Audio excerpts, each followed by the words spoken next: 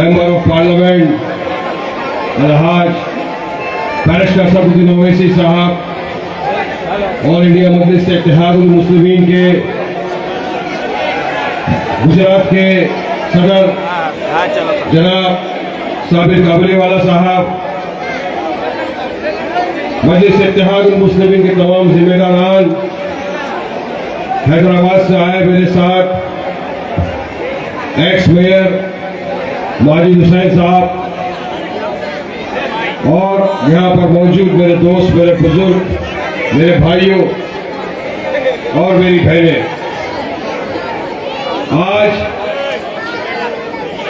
एक बात की मुझे खातरी हो गई है, आपका जोश, आपका जज्बा, आपका जुनून, आपकी हाजिरी देखकर कि अल्हम्दुलिल्लाह गोमतीपुर वालों ने बैरिस्टर असदुद्दीन ओवैसी साहब को अपना कायद मान लिया है और मजलिस इत्तेहादुल मुस्लिमीन का साथ देने का ठान लिया है कि इस बारिश में भी आप सब यहाँ मौजूद रहे, हमको सुनने के लिए अपनी बात रखने का मौका दिया आपने।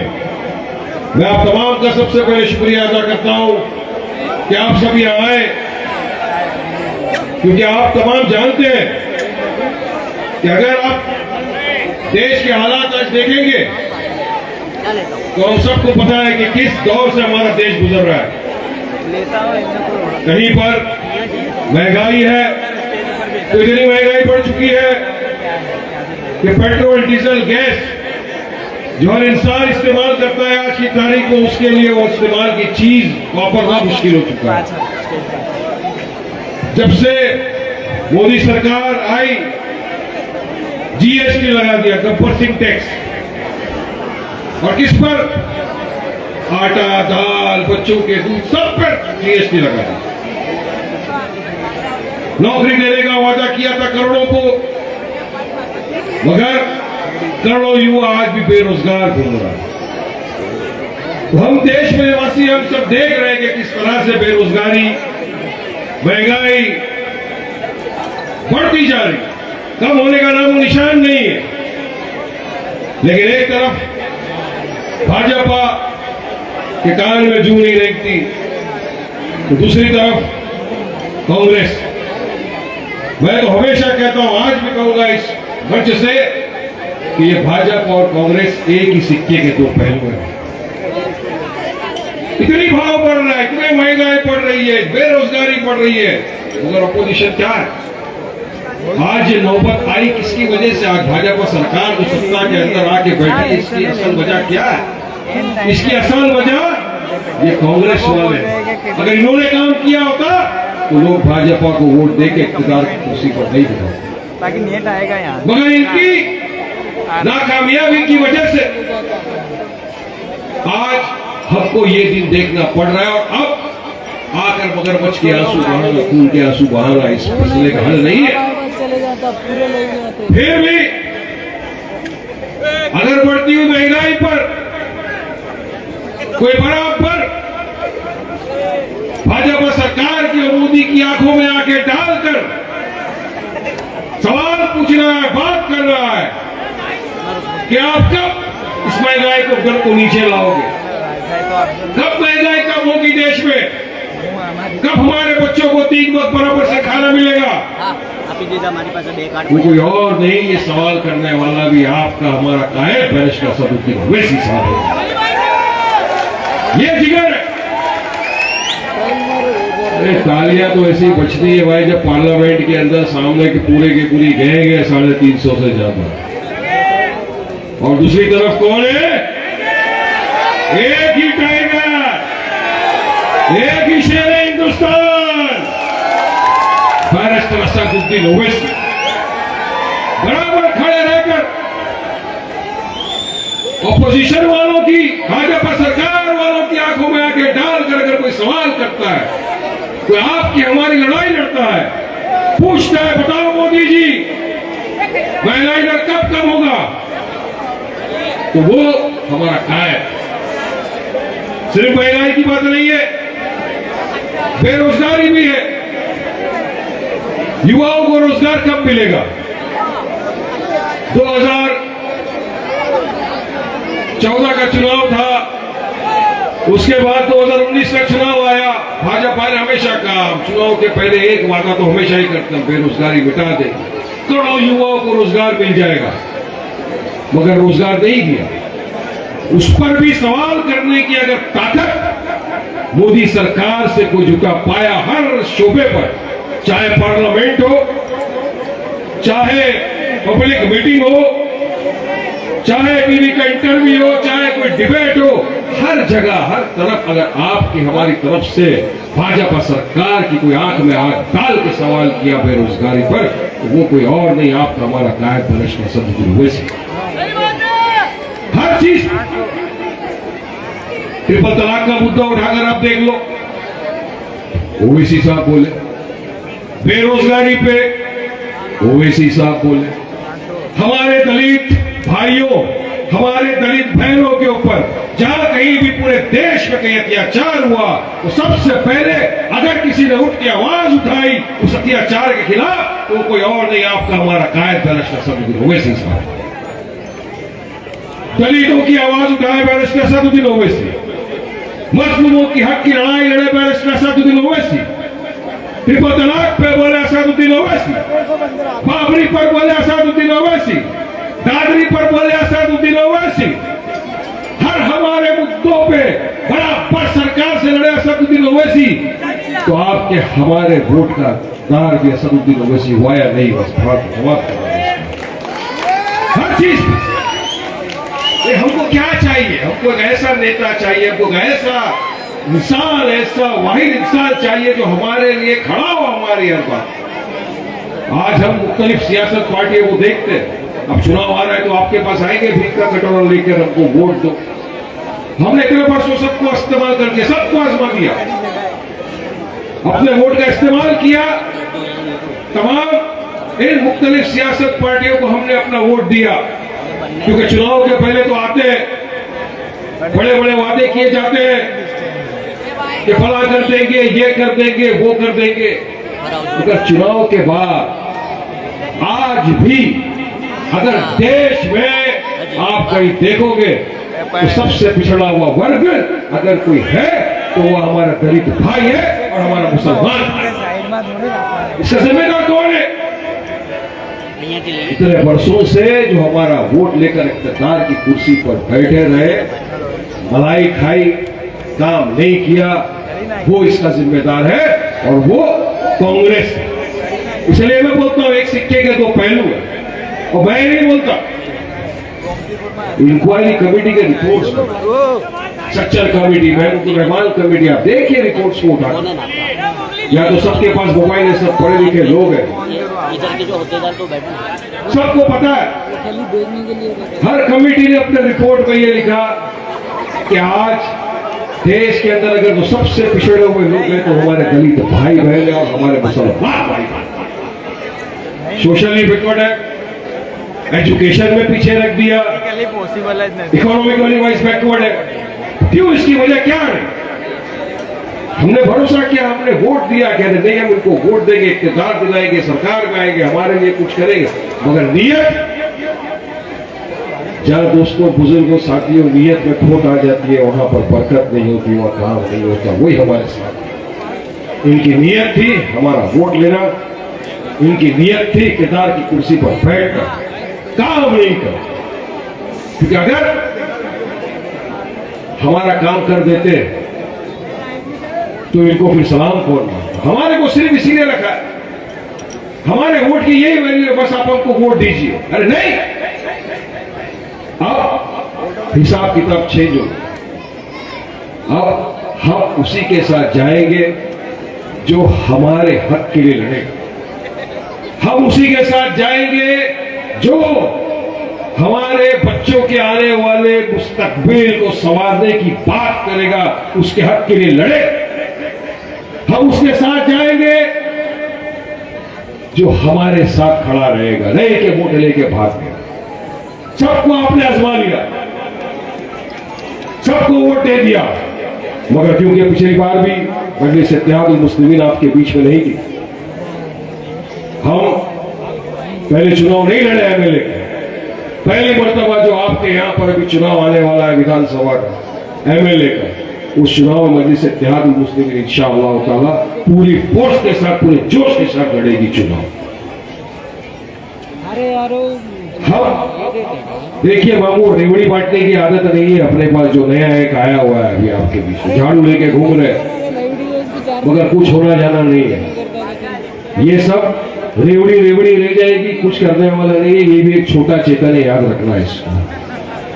मोदी का ही भेजा हुआ एक छोटा सा चेतन, उसी का आदमी है, उसी की तरफ से आया हुआ है। और हर दिन गुजरात में नई नई रेवड़ियां चालू ये कर देंगे, वो कुछ नहीं होगा। 36 आए, 38 चले गए। जो टिकाव है वही टिकेगा। कौन टिकेगा? जो हमारे हक के लिए लड़ेगा। झूठ बोल वचन देके नहीं जाते, जो बोलेंगे वो करेंगे, जो बोलते हैं वो करते हैं, क्योंकि हम किसी के पाप से नहीं डरते। इसलिए बहुत हो गई इनकी बारी, बहुत हो गई चापलूसीगिरी। अब ये आए आपके सामने तो आप उनको सवाल करना कि बताओ, आप वोट लेकर हमारे साथ इस तरह की हालत में क्यों आ जाए? तो क्यों फिर हम नहीं जाएंगे ऐसी पार्टी के साथ? सबको आजमा लिया। एक मर्तबा बैरिस्टर असदुद्दीन ओवैसी साहब की पार्टी मजलिस इत्तेहादुल मुस्लिमीन को भी अपना कर देख लेते हैं क्या होता है।